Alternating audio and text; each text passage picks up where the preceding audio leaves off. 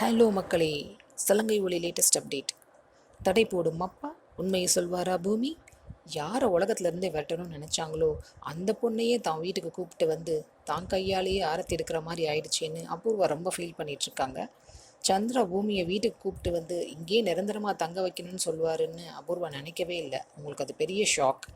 என்னதான் பூமி அவங்க அப்பா சொல் பேச்சை கேட்டு வீட்டுக்கு வந்தாலும் அவங்க அப்பா ஒரு ஆர்டர் போட்டதில் கொஞ்சம் நில குலைஞ்சு தான் போயிட்டாங்க. ஆமாம், இனிமேல் தன்னோட எதிரி ககனை பார்க்கவே கூடாதுன்னு சந்திரா ஆர்டர் போடுறாரு. இது ஒரு அப்பாவோட ஆர்டர்னு வேற சொன்னதுனால பூமியால் மறுபேச்சு பேசவே முடியலை. ரெஸ்ட் எடுக்க சொல்லிட்டு எல்லாரும் வெளியில் போகிறாங்க. கிருஷ்ணாவும் பூமியும் ஒருத்தர் ஒருத்தர் பார்த்துக்கிறாங்க.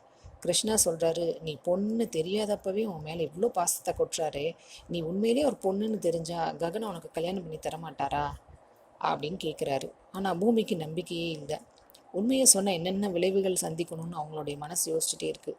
ஒருவேளை சந்தர்ப்ப சூழ்நிலை வந்து பூமிக்கு பாசிட்டிவாக அமைஞ்சிச்சுன்னா, பூமி உண்மையை சொன்னால் சந்திரா என்ன பண்ணுவார்? கிருஷ்ணா சொன்ன மாதிரி ககனை கல்யாணம் பண்ணி வைப்பாரா?